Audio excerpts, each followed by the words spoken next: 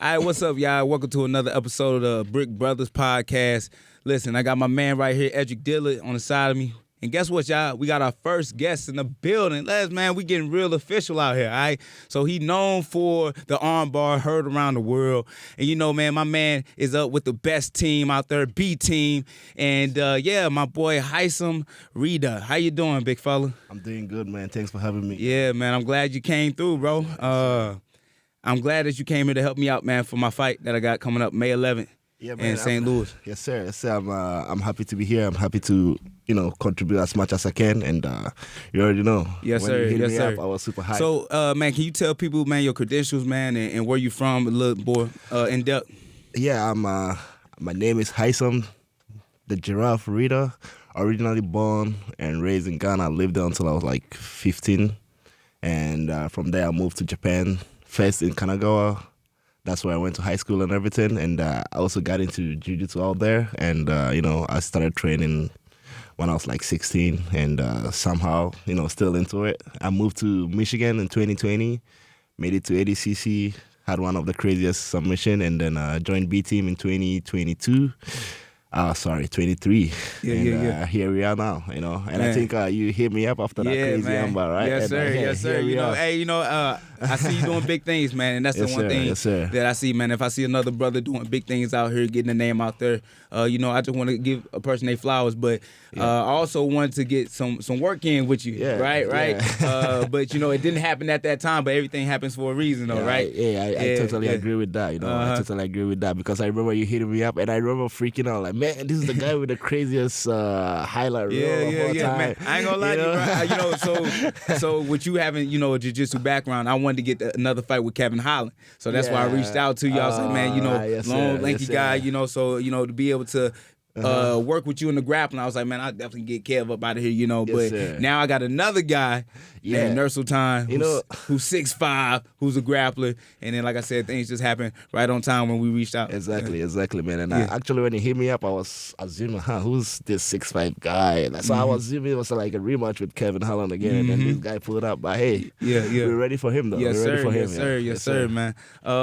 But yet again, though, You out here with me, bro. We done had a great, successful, camp so far, right? Yes, this is leading up to fight week. This your first time in St. Louis, man. How you enjoying it?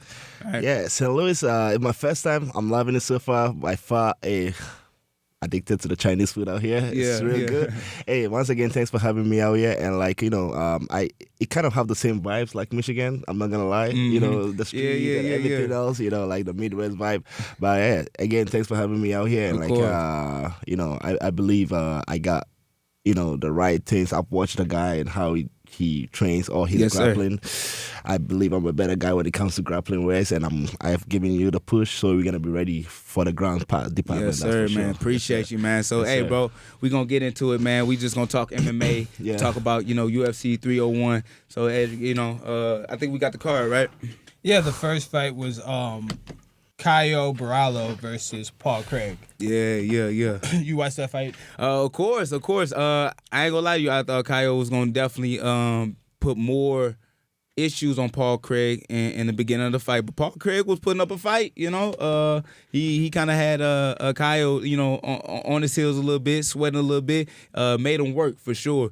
But Caio definitely came out there, man, and put on a performance when he caught him at the end, stepping up Paul Craig up against the cage, hitting him with that cross. I'm talking about knocked my man straight to his knees, had him praying to the king, you hear me? So it was a beautiful knockout, beautiful performance by Caio, and that was a fun fight though. At the end of the day, no, it was a lot more competitive than I thought it would be. Honestly, I thought Paul Craig's greatest chance would be getting into the ground.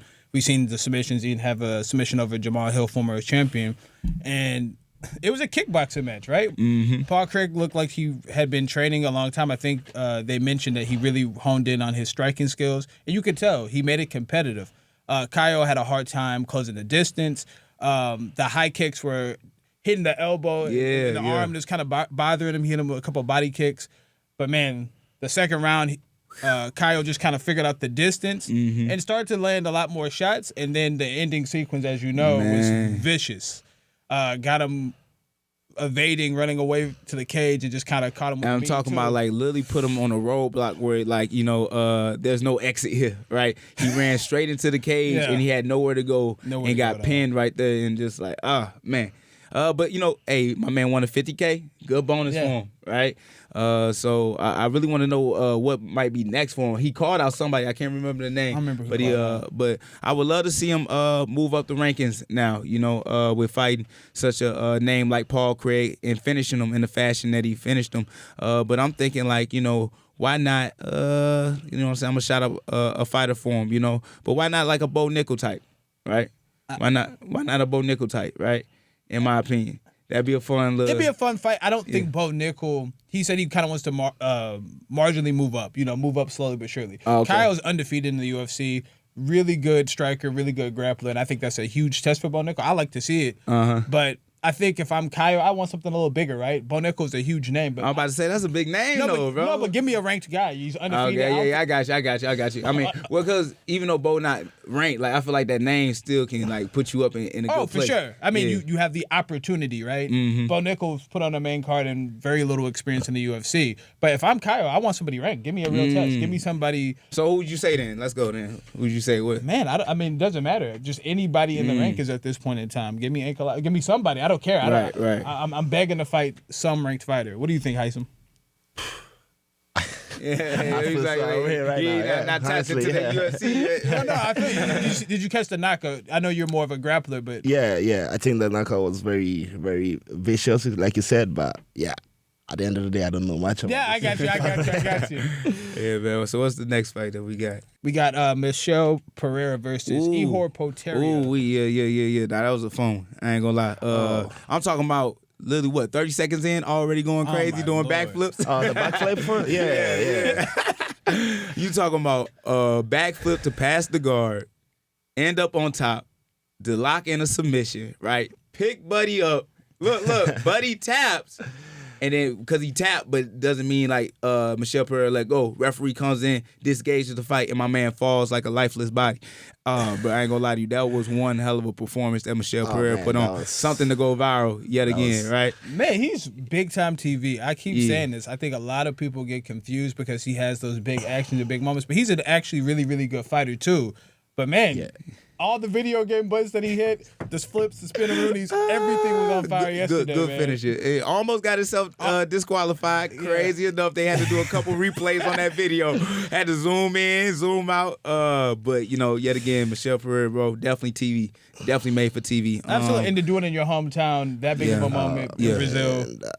And I think he actually put on for Shogun, because Shogun is now in the Hall of Fame. Shout out to him. But Ihor had beat Shogun. I think it was the last person to beat him, but did the whole but then Michelle Pereira did the same thing to him. So a little shout out to that, showing respect, to the Rio fighters. Yeah, that's dope. Yeah. And the guillotine as well too, man. That was one of the most tireless. Yeah. Oh my God. Yeah. So with that being said, like with that guillotine choke that he had, right? What's the setup for something like that? Let's say defense, right? Let's say defense. What's the defense to get out of that? I don't know. Like the defense is not allowed to get that deep, man. Because remember when we were watching, I was like, okay, it's only a matter of time. Right. It was really, really, really deep. There's no way he was gonna fight the fingers. There's nothing like he had no option. Yeah, so pretty much don't get your ass in there in the first place. You gotta fight it earlier. And shout out to Ihor, man. Like he trains with one of my buddies. He's actually really a good fighter. He didn't get to display none of his skills yesterday. Nah, not at all. But man, that was a crazy ass backflip, and it went viral. So yes, sir. I mean, sometimes you just fight a guy and he's on fire, right? It's not knock to Ihor. Michelle just had a flawless fight. Never really got a chance to get established. It was a sprint. It was very little fill out time. I'm gonna touch you. One thing led to another, and then that choke was already in. And he fought it. He fought as long as he could too. So shout out to most dope. Like I said, with that being said, with Michelle Pereira, it's just like with those type of fighters, bro, like you gotta stay ready immediately. Cause like you said, it ain't no filling out process with Michelle Pereira. It's straight out the gate, Exactly, and it's unfortunate that Ihor wasn't able to show that, but he is a great fighter, but that's just what you run the risk of. Definitely when you any fight given day, like anybody that. can win. But now I asked the question you asked me about the previous fight. What's next for Michelle Pereira? I mean, He's running through everybody with 8 fights in a row, 8 wins in a row. Right. Now, oh, yeah, that's a streak, too. Yeah. So, and also, he finished the last 3 guys at middleweight. He's been finishing. So, now that's big conversation, right? Because obviously Michel Pereira, not only on the finishing streak, right, but as well, he's a name. He's a big name. So you should have a big name for him as well up in the rankings. So, I think Michel Pereira definitely should have a big name in the rankings, bro. At least 10, 15. For sure. Right? I mean, I think he could contend with anybody at this stage. I think a lot of the big guys are booked up, but anybody in the rankings who's not booked up, we got Strickland and Costa coming up. Yeah, that's already going on, though. Shoot, let's look it up real quick. Yeah, because that used to be my weight class. I don't pay no mind anymore. I'm down. Low. I think it's more like concern of coming out there and just put it on the show, right? He was like legit saying that he's not worried about the rankings. And well, that's true too, and that's why I like Michel Pereira. He don't care, right? He don't care. Yeah, he just wants to put on the show. Yeah, exactly. It's all about entertainment at the end of the day. Shit. Well, I got the rankings right here for middleweight. All right, that's a bet. Let's take a look. What do you think about him? I mean, him and Kyle would be pretty good, right? Well, like you said, you want to. Both of these guys deserve a ranked guy, for sure. Right. For sure. So let's see who we can find in the rankings for both of these guys. You got Hamzat. Hamzat, man, that motherfucker. Jack Hermanson. Ooh, okay. I like that name. Is Nasruddin booked up right now? Nasruddin, I think he is against my boy, Jared Cannonier. Yep. Crazy, right? So yeah, I mean, you got to take a guy. I mean, you got Anthony Fluffy Hernandez. That'd be a good fight. I ain't know Fluffy was still. Yeah, he's still doing his thing. Oh, okay. I like Jack Hermanson and Michel Pereira for some reason. Yeah, I really like that. Yeah, I think good clash of styles. I think it'd be very entertaining. And fight. Where's Jack Hermanson on the in the rankings though? He's number about 10. 12, 10. Number That's 10. That's 10, perfect. yeah. That's perfect for me. Let's see for Kyle too. Let's see for him. Chris Curtis is right next, so why not? That's a great fight. Boom, great fight right there. There it is. We just set it up. Good matchmaking. Yeah. All right. Next fight on the card. I believe it was the outer one. Let me make sure. Oh, Anthony Smith. Yeah. Oh, my God. Good upset. Oh, man. Good upset. It was crazy. Yeah. We weren't the only ones that forgot. Yeah. Shout out to Bruce. Hey. Yo, shout out to Bruce, my God. But no, that fight right there, I'm not gonna lie to y'all. What's the kid's name again that he fought? Petrino. Very intimidating looking kid. That boy 26 years 26. old. But yeah. Like, come on now. Like, in that, bro, like, I'm talking about that motherfucker. Because he called himself a super light heavyweight. I'm thinking like, when they start adding weight classes, but he know he's a large guy. But when I seen Anthony Smith walk out there, I'm like, man. Like, I ain't gonna lie to you, I was down there about to cry too. I'm like, man, Anthony finna get knocked out, bro. Because his body ain't looking, he's looking like just a regular guy. I'm cool with Anthony. I tell him, but you gotta hit the gym, I nigga. get it, yeah. But Anthony is a fighter though. He's gonna go out there no matter what call you get at, man, he gonna take it and he gonna pick it up, right? And for Anthony to go out there and do what he did against Petrino, bro, in the first round, I think, man, that's kind of crazy, bro. No, Lion Heart, baby. Yeah, absolutely. It was crazy because Petrino was getting a lot of offense off with the striking. And he was landing some good shots. He seemed like, he was having a speed advantage and landing good shots. And he initiated the grappling, which is Anthony Smith is a true veteran, fought for a title against John Jones. Any type of opening you leave for someone like of that caliber, he's going to expose it. And the finish was crazy. I'm not going to go into it. I'm not going to kick him in while he's down. But, it seemed like the guillotine choke was in well before he started to lift. Hey, this is not what we do here. What? We going to tap in. Why did Petrino lose? Come on now. Well, Petrino lost because once someone starts to lock in a choke, I have to cut off the angle, right? I either have to fight hands, and in that case, your hands are already locked around the double leg, right? So I can lift. And if I shift his weight to one side of my body, I'll have an angle where that choke isn't going to be able to be finished. But what this fool do? He doubled down on it, man. He said the choke locked in, fuck it, I'm just going to take him down. Yeah. So, but I don't know. Maybe he was thinking like the slam was going to be hard enough for like right. He almost knocked himself out, though. Yeah, and he almost knocked himself out. So I didn't know what he was thinking in that moment. Good rookie move. Yeah, that's like some move a 26-year-old would do. Like, I don't know, man. Definitely dropped the bag on that one. That's what we're going to call it. He fumbled the bag for sure. Shout out to Lionheart Anthony. He's like very skilled, but I feel like keep proving people wrong. Exactly. He retains, because I believe Anthony Smith is still ranked. Yeah. Right. Yeah, So he still retains his ranking, obviously. And like I said, Lionheart always takes the call. So shout out to 100%. Lionheart, man. That's another one. Let's get it. I wonder who they're gonna give him next though. Shit, another up and coming. Light heavyweight. Alex Pereira talking that good talk. Oh, Alex Pereira talking that good talk. I ain't trying to start nothing. Oh, yes, sir. So Alex Pereira didn't say he didn't necessarily fight Anthony Smith, but he said that Anthony Smith is a boring fighter and that he would love to see him at the PI, and he feels that if Anthony Smith takes his back, he couldn't submit him, right? And he got $50,000 talking about that he can't, right? I think Alex loved to spend his money. Hey, Alex is not known for his jiu-jitsu. Right? You know what I mean? So you literally giving up. You're not even allowing my man Anthony Smith to work for you. Gonna give him the position. That's a huge difference, bro. Hey, I don't know about that, but I'm here for it. Shit, I'm here for it too, man. Where does the beef stem from? That seems like an odd. I think Anthony Smith be rubbing motherfuckers the wrong way and shit like that. His commentary. You already know. But it is what it is. It ain't nothing personal, you know. And the announcer, we had Bruce Buffer make a mistake. Little Bruce, man. I've never seen that happen. We're gonna before. stall him out though. He ain't never done that before. Yeah, Bruce is the best in the biz. Of course. But I've never seen that ever happen in my life. Well, cause even he was confused on the winner. Look. Bruce looking at that nigga parlay was like, damn. But it's all good though. Players fuck up too. Everybody made players fuck up too. On me. But what about cause you already know the next one, bro.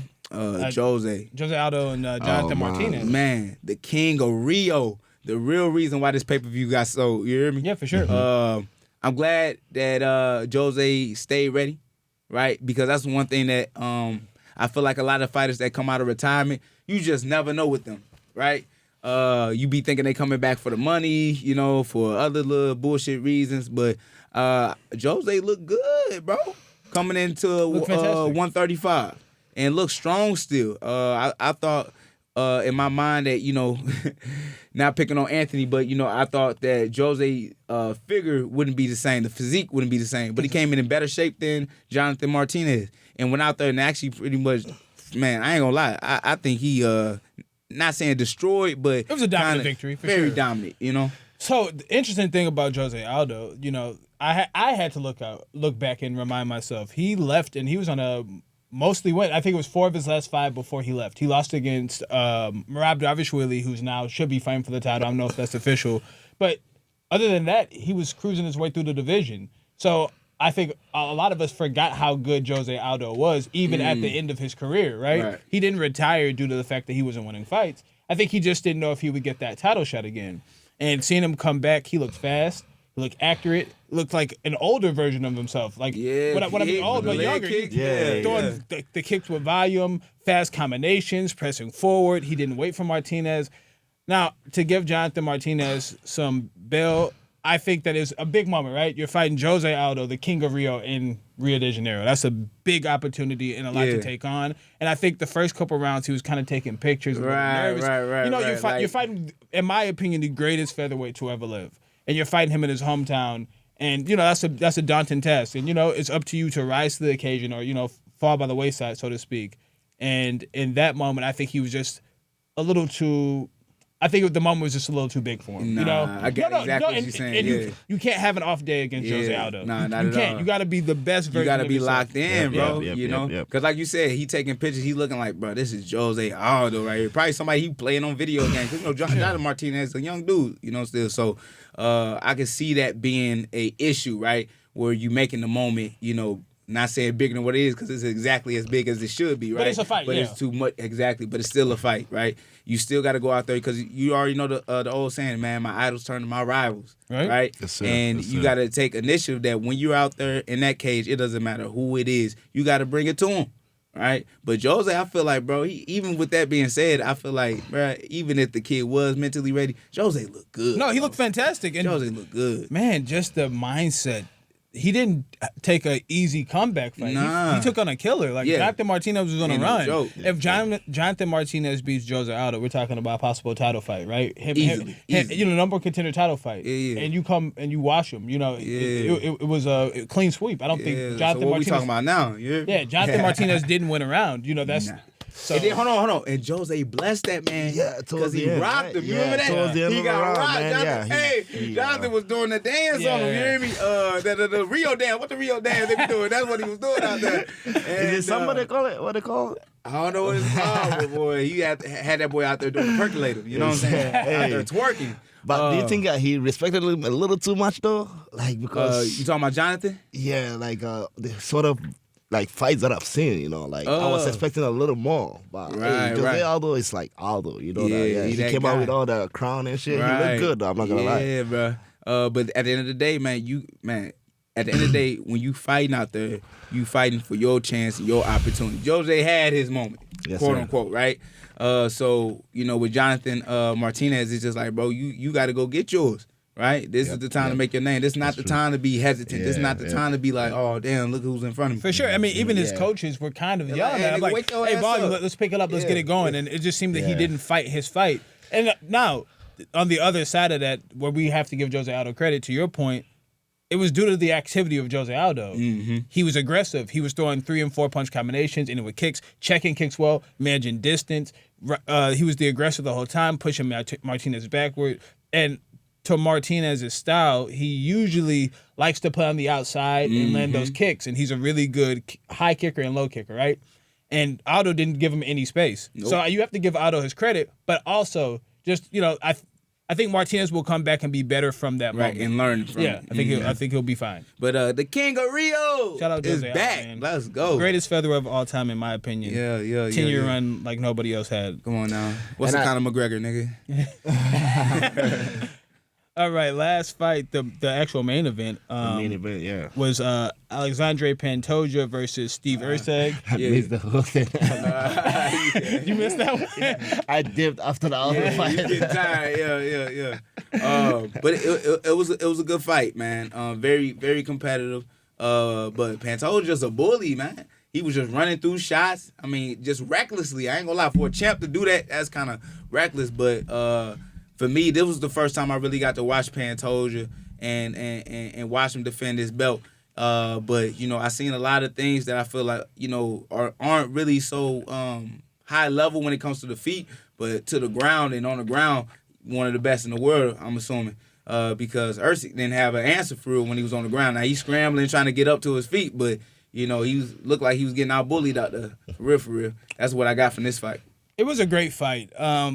Erceg is pretty young and very early in his career in the UFC. And I want to just give him credit for how well he did. I think that was his 4th fight or something. Third, yeah. In the UFC, and for him to be that competitive. It came down literally to the last round. If Erceg doesn't initiate that grappling, maybe he's the world champion today and life is a lot different for him, right?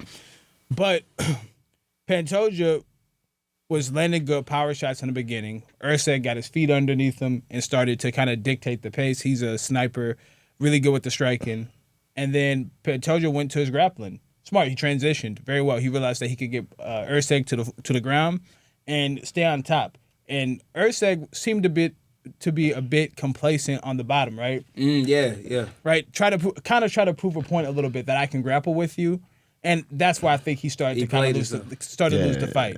Right? Pantoja was having success on the feet at first. And as the fight became more competitive, he transitioned, and I have to give him credit for that. But that last round, if Erceg doesn't shoot that double leg, maybe we have a different result today. Well, I don't know, because Erceg, and it's flyweight, right? So you're not gonna see no crazy ass like knockouts, but there was no punches that I was really feeling like was significant though. From Erceg or Pantoja? No, from Erceg, right. Like you had shots where Pantoja was being reckless and he was running in and he'd get clipped, but there was no combinations that I was seeing from Erceg that was really landing clean. But Pantoja, he would run, literally do a running combination, boom, boom, boom, boom, boom, until a clinch. Right, so those are the combinations, but I wanted to see more activity when it came to those punches from Erceg. Well, if you look at Pantoja's face, man, he was marked up. He was cut up really bad. Those elbows, and then he was landing some good counter shots It was a lot of counters though. But go ahead. It was a lot of good counter shots, but when you get into the grappling, right? Yeah.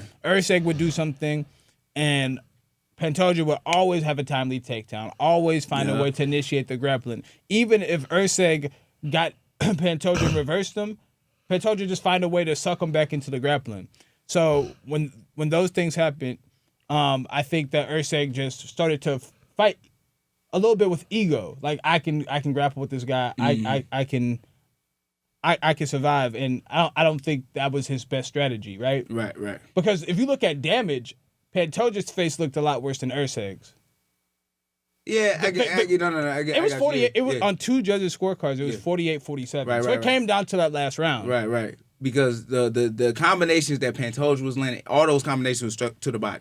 Right. Yeah. A lot of good hooks to the body, but he never really landed any clean strikes to the face.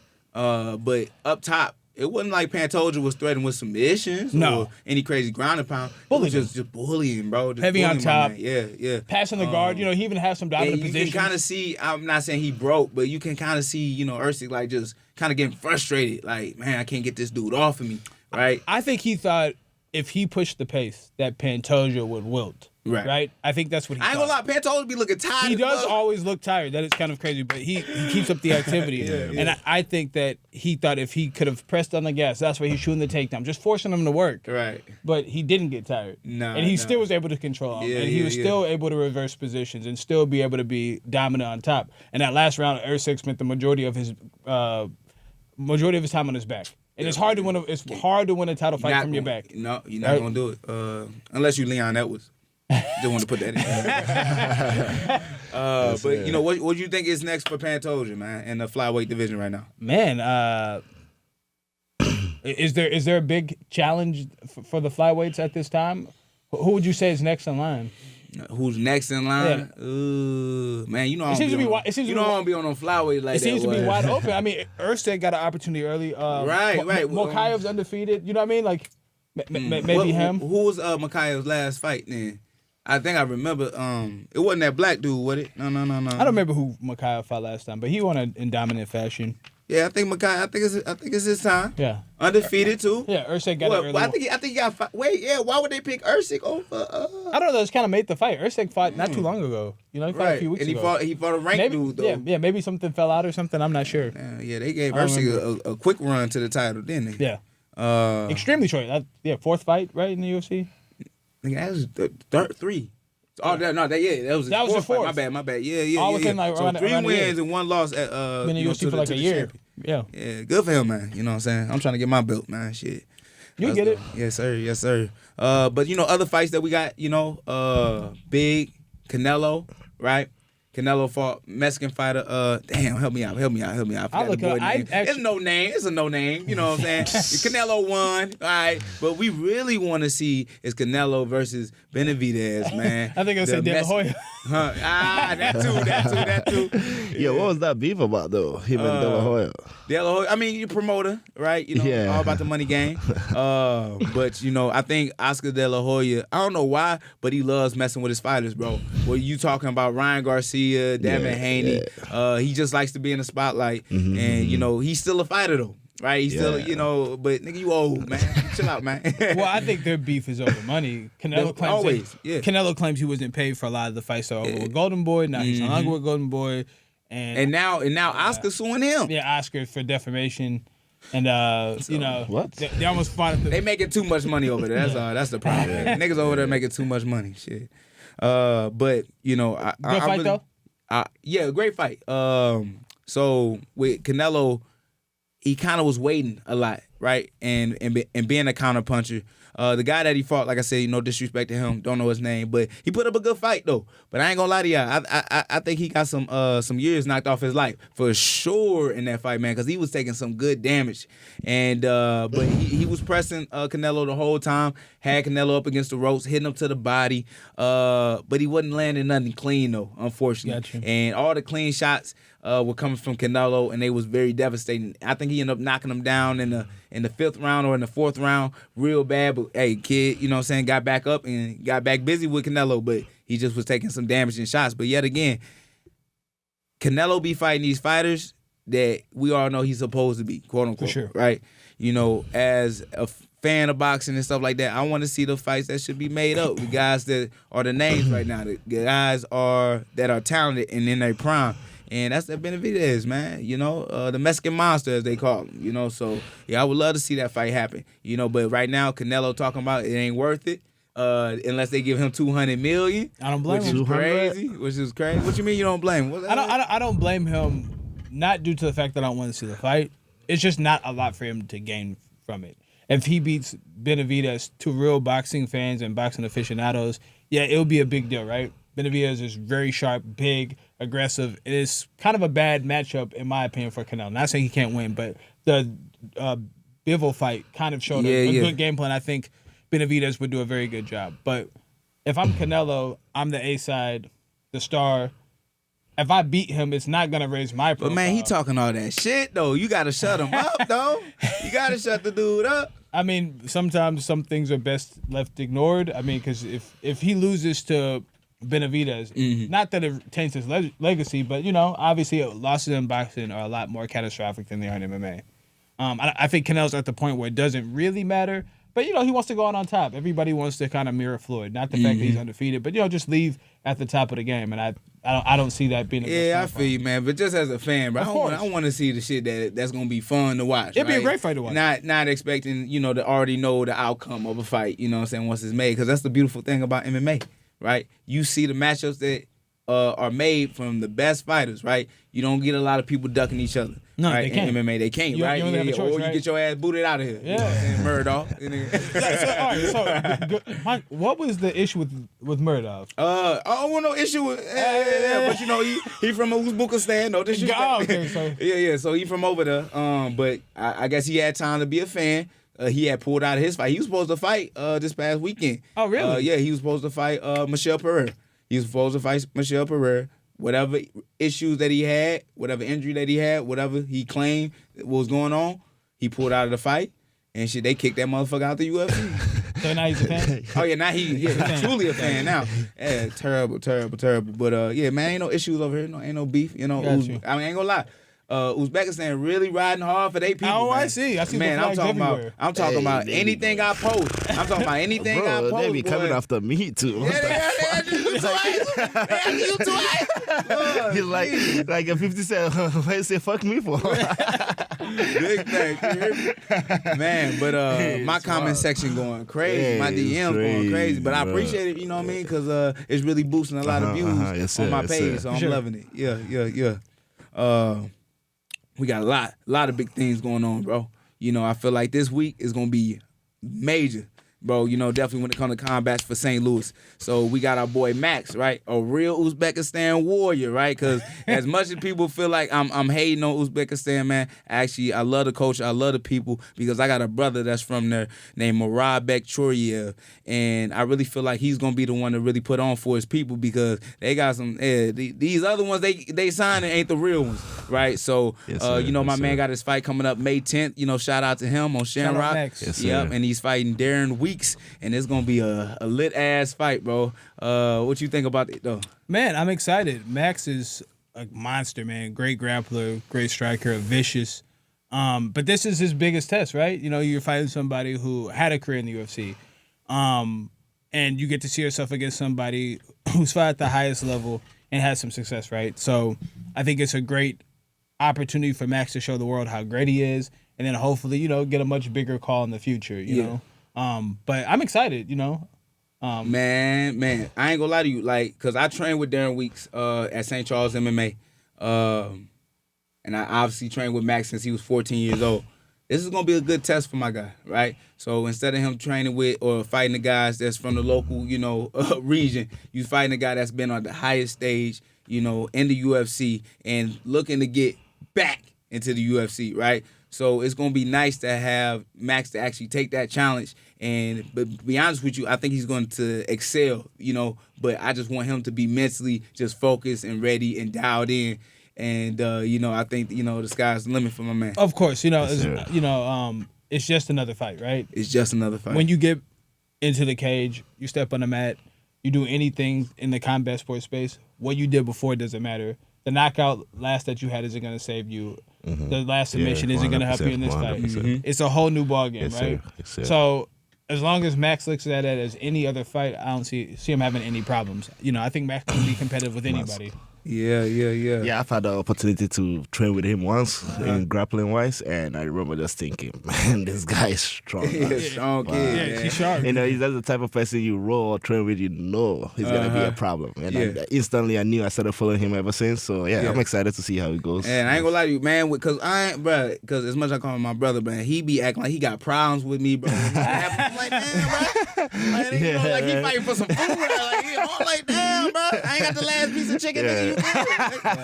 I can share with your ass, bro. But hey, man, shout out to my man Murad Beck. Definitely finna make his name out there and could potentially get a contract right there. I think he's Shamrock. Yeah. Right? Yeah. Then you got Sean Shelby and Mick Maynard. Dana might pop out. Yeah. But he know I might be there, so I don't know if he gonna come.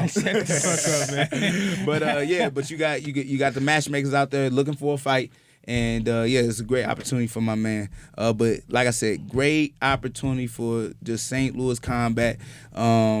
Because we got myself, you got Sean Woodson, you got Charles Johnson.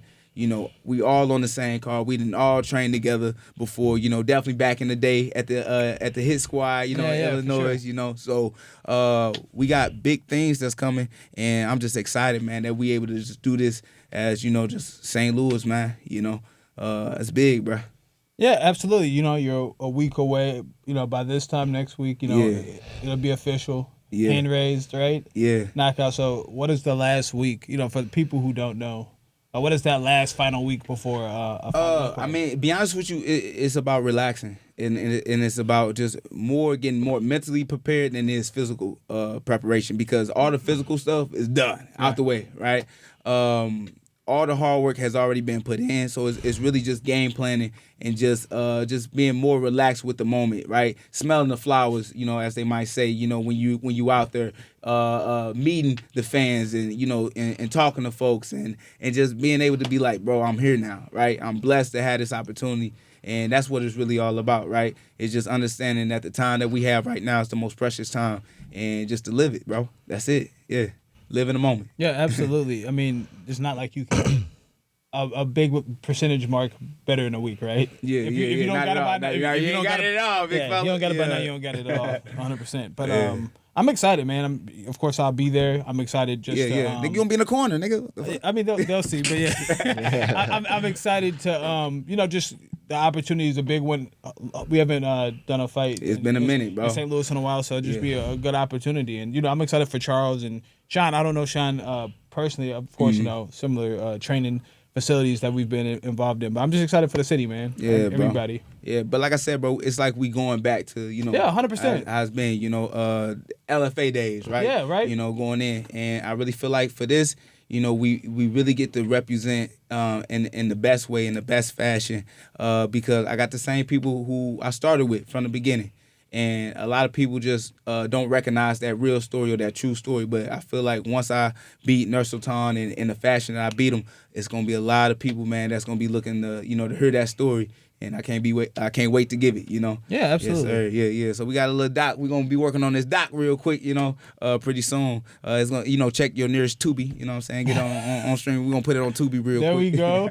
Big time. Yeah. So Haisam, you said 2023 that you moved down to Austin and you've been training with the B-Town. Yeah. So how was that transition? Yeah, so after ADCC, obviously, I blew up and, with more eyes on me. So I decided, okay, I got to move it to the next level. And to be the best, you got to go with the best guys, And the history, a lot of people also don't know is I used to train with them in New York. That's when the whole team was together.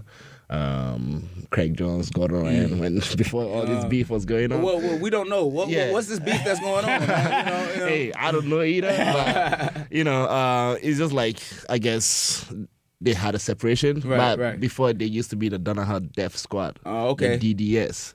So that's Craig Jones, Gordon Ryan, Nick Rod. What's his name now? Now obviously it's New Wave. They're the New Wave, Gordon side, and I'm on the B team side, right? Okay. But it's always been I've vibed with the Craig Jones, I've vibed with the Nicky Ryans, So when the separation happened, it was like the guys that I used to vibe with were on one side. Yeah, those are the ones you ride with. Right there. Yeah. So it was a very, very easy decision for me. So I just went out there to train with them. So I started talking with Craig, and they showed interest of having me out there. Like, I'm going to make the move. That's when I was in Michigan. And also, I don't like to burn bridges or anything. Shout out to Assembly. David Garmo, he took care of me when I moved out here to the States and all that stuff. I didn't know how things are going to happen. But, and I don't mean to cut you off, my bad. What brought you over here, and what made you want to move over here into the States? Yeah, so the state is to be a world champion, to be some of the best. And to be the best, you have to come to this country and make it out here. So I had my visa sitting down, and I used to travel, come train for a few months. I have family in New York, so I'll stay with my aunt, train for a few months and go back to Japan and then do what I got to do and then save enough money and come back again. But then after COVID hit, 2020, I couldn't do shit. Like I was locked down in Japan. Man, I finally got my visa. I couldn't even travel, and Japan was like really, really strict with the regulations. Like we couldn't even train. I believe like we couldn't even train. And to me, it was more like a frustration thing. And like David Garmo, who's the co-owner of Assembly, we used to train together in Tokyo. Like we used to train and work together. So I didn't know much about Detroit. I didn't know nothing. I wanted to get out of there. Right. So I hit him up like, hey, and he just started his own gym too. I'm like, hey, I would like to come work with you so I can compete here in America. He was like, are you for real? I'm like, yeah, I'm for real. It's like, yo, you want to move out here to Detroit? Man, so you just said, fuck it. Yeah, pretty much. I like, crazy. Fuck it. It's incredible. And move straight to Detroit. And then after, like, that's people like, yo, you want to go to Detroit, this and that. I didn't know it was the top 10 was whatever. Yeah. I didn't care about all that. I just wanted to be in the action. Beautiful, though. Yeah, I wanted to be in the action. And then obviously, it paid out. I came out, I was training. It was a small school, but I believe in my abilities. I knew I had to just get that ticket. And that's what they call, man, you know what I'm saying, taking risks, right? Exactly. And taking chances, right? Yes, sir. Like you said, better your life, because this is what you wanted to do. Yeah. Right? Exactly, You didn't want to just sit back and wait on the opportunity. You're like, nah, fuck that. Let me reach out to some folks, man, and make some things happen. Yes, so, sir. man, that's a beautiful situation, man, that you got going on right now. Yes, sir. Yes, sir. And it all worked out, as you can see, So I came in, I started competing from the small events. I think 2 weeks after I got to America, I did like the American Nationals. That was on the IBJJF. Nobody knew who I was. All right, so how did you do on that? I won gold in my division. You won gold, okay, champ. I won gold in my division, and I took second place in the absolute division. And the way I won was, I think I had like 7 fights. I had 6 submissions. So the guys who were there, they were like, okay, who is this guy? And then one thing led to the other. They invited me out to Who's Number One. Who's Number One is one of the big organizations, like a private organization where you actually get paid to compete. Right. I remember my first fight, I came in. No, it was kind of not the best one. But the second one, I submitted a guy in like 30 seconds, That's when I did the rolling Kimura. Okay. How many rolls did it take before you tapped? What? How many rolls did it take with the Kimura? The Kimura, just the first roll, the one I rolled through. I rolled over his guard, straight cut the Kimura, and then straight into an armbar. And, I had some impressive win and somehow made it to ADCC, and that's where the blow. So speaking of armbar, right? Yeah. Like, is that just what you're known for now? Yeah, that's like armbars are definitely, if you look at my record and everything, armbars are the most I've had success All right. with. Do you feel like a lot of pressure for you to try to get an armbar, or is it whatever comes? Yeah, or do you really want? I think it's like I really want it. Also, it's just like I naturally just might somehow fall into it. I can catch a number from any position, like from the guard, from top, from diving, from so the you're not cameras, forcing it, though. I'm not forcing it. It's just like it's there. That's your skill set. Yeah, so that's why I like working with you on this guy, because like I feel like some of the stuff he does, I do the same thing, just better. Yeah, big facts. Yeah, we locked just in. better. Yes, sir. So yeah, but after the ADCC, like I felt the pressure a little bit. Okay, the eyes on me now. So I went out, shout out to Craig Jones. I hit him up, and it's like, yeah, we would love to have you out here, So I took the opportunity and moved out there, and then I joined B Team. It's been a year now. And so how you like Texas? How you like Austin? I love Austin. Is it better than Detroit? I mean, like, there's a good and bad, everywhere. But like, by far, I love the people in Michigan, Detroit. one thing I don't miss is the weather. The cold was oof. Right. Yeah, the cold was like really hard to handle. But I thought you said if it ain't snowing, you ain't going. hey, if it's snowing, I ain't going, but in a different way though. You know what I mean? Yeah,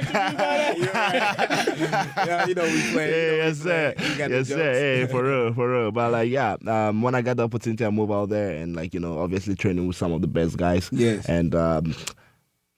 And I understand my weakness. I know my strength, and I knew like the leg department is what I was missing. If you see some of my losses, all comes from there. So, and who else was gonna be to learn from other than like Craig Jones, guys like Nick Ryan. So that's like one of the motivations I wanted to go work with them. And yeah, being there so far, everything has been really good. I have a lot of connections there. I have more exposure there. So yeah, it's just getting started though. Beautiful. So with that being said, man, in your transition in jiu-jitsu, being one of the world's best, could you ever see yourself doing MMA one day, bro? Honestly, you know what? Working with you this past week, is like I kind of start thinking about it. Just like see how it is. Like I put on the gloves and rode it, and I saw how different it was. It's like, okay, if I'm actually gonna do this, I gotta have to do this. Right. You gonna have to lock in. I'm fully locked in. But like this summer coming up next year, there's a couple of big events, and if I'm gonna do it, I'm just gonna, like I said, I'm not gonna half-ass it. Like try still competing in jiu-jitsu and like somehow doing MMA. I want to like fully, fully commit to it. Fully commit to it full time, and. I think my ground game is really good. Yeah, I just have to get used to. I just have to get used to grappling with gloves on, and also, with some the strikes, striking, the strikes and the defense. Some strikes, maybe it's gonna take a year or two, something like that. Do so well in MMA because you also have another great base, which is jiu-jitsu, right? If a person was to have a difficult time with you and it was to take you down, right, they have to deal with that. So being able to learn how to do, footwork and use your long reach, and having a 1-2 is big, right? You'll probably be a natural 205er, right? I can see it right now. Yeah. We're gonna set you up with Anthony Smith real quick. Hey, that'll be. I'm already saying yes, yeah. Let's get it, man. So you, as somebody who's competed at the highest levels in jiu-jitsu, do you think there's a major gap in the talent or ability, let's say, of guys who do pure jiu-jitsu versus MMA as far as the grappling submission-wise? Yes, I think there's a big difference. Just not expecting to get punched. That alone is a huge thing. Right. Because doing jiu-jitsu, you're not worried about getting hit. You put yourself in some position, like your head spin. Even like from training with you, I put myself, and then you show something man, if it's actual MMA, I'm dead right now. So yeah. And also just like the ability to just focus on not getting hit. Gotcha. So it makes it more comfortable to go for the kill or like go for the submission match easily and not being worried about being hit than MMA, where it's like you have to consider that part of, I have to be in a position where I can attack but also not getting hit. So I think that's a big difference. Have you ever tried out combat jiu-jitsu? Nah. You haven't done it? I've been invited before. Is combat jiu-jitsu like the same essential thing like power slap? Yeah.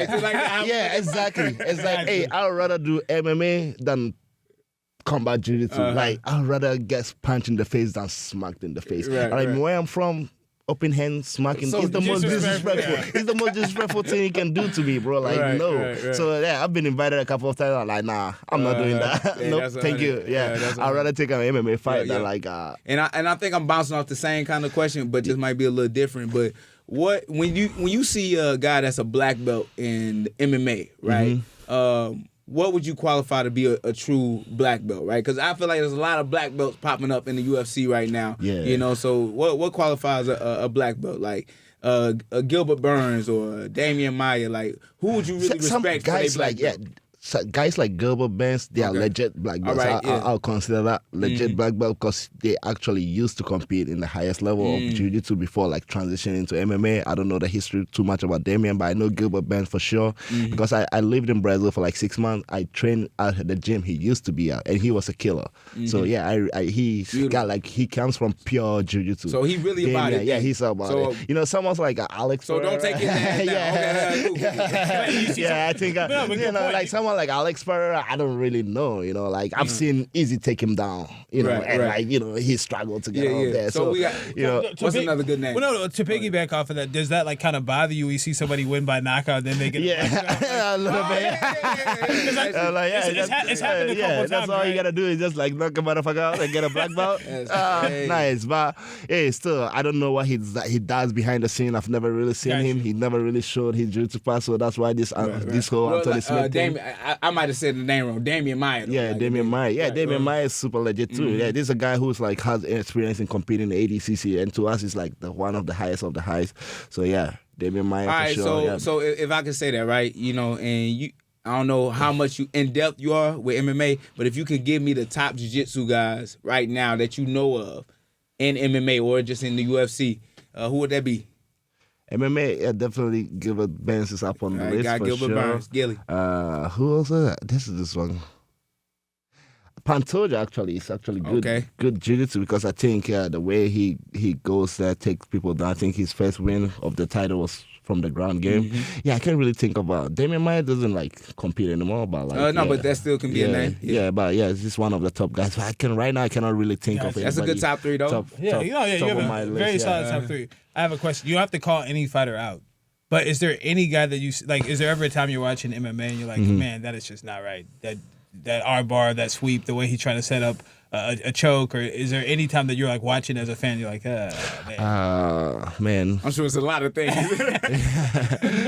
Who could I think of right now? I mean, you don't have to call out a fighter, but you have that experience. Oh, yeah. Sometimes you just see that, like, okay, he just like physically got away with it or something like he that. Just doesn't know what he's doing in the position. But then, like, you know, somehow they tap to it or like get a finish from that, you know. But hey, it is what it is, you know. Yeah. And that's the thing about, you know, MMA. Like, a lot of guys that are in, you know, this field, we're not the best at, you know, whether that's the jiu-jitsu, the wrestling, the boxing. And that's why you look at other disciplines and we don't get that same respect from them, right? Yeah. Because, you know, they look at certain positions or their discipline in that field and be like, nah, that ain't it. Right, and I really feel like it's up to mixed martial artists to give respect to other disciplines, right, and to learn as much as possible about totally them in the basics, right. But there's a lot of, like I said, when we was watching that reel and them guys just swinging and just doing stuff. Exactly. Unfortunately, there's still a lot of guys that do that, even at the highest level, where you still see a lot of things. It's just, man, that's just sloppy, bro. Sloppy, or like some guys are just like good at mixing it up. My guy like John Jones, man, he was submitting black belts before he was even like a ranked jiu-jitsu guy. You know? So you know, defending that. Those guys are very rare though, right? Very the rare, Demetrius Johnson, the George St. Pierre's, but those are the type of guys that are students or are mixed martial artists, right? But I feel like this game is still kind of just filled with guys that just want to be there, you know, underneath the lights and stuff like that. Sometimes it got to be a little bit more than that, man. You got to be a student of the game, student of the craft. I 100% agree with that. All right. I think yep. All right, y'all, man. That was our episode of Brick Brothers Podcast, man. I hope you guys enjoyed it. Just want to thank my guest for coming in, Haisam Rida, for definitely doing his thing. He getting us ready May 11th to knock out this boy from the Uzbekistan, and we really gonna make it do what it do. All right, so lock in with us. Make sure that you like, share, and subscribe to the video, man. And man, we're gonna push these numbers up, man. Let's go.